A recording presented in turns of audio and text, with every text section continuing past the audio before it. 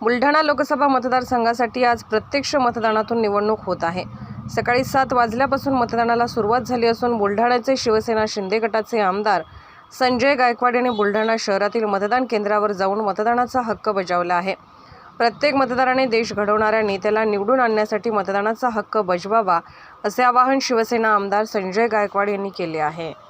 मतदान आहे आणि बाबासाहेबांनी दिलेल्या मतदानाचा पवित्र अधिकार हा प्रचंड मोठी अशी लोकशाही असणारा भारताचा प्रत्येक नागरिक आणि आमच्या लोकसभा मतदारसंघातील मतदार हा या ठिकाणी राबवत आहे। मतांची टक्केवारी कमी जरी असली तरी आता थोडं ऊन उतरण्याला अपेक्षा आहे की मतदानाची टक्केवारी त्या ठिकाणी वाढेल।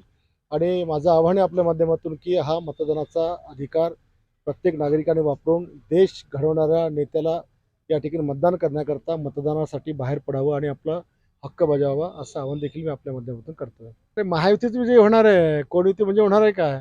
आमच्या मेहरबानीवर चाललंय महाविकास आघाडीचं। थोडी पण आमच्या उमेदवाराच्या विरोधात असलेली नाराजी याच्यापेक्षा त्यांच्याकडे काय मेरिटच नाही। त्यांनी मतं मागताना ह्यांनी काय केलं नाही, ह्यांनी काय केलं, तुम्ही काय दिवे लावले 70 वर्षात ते सांगितलंच नाही काही।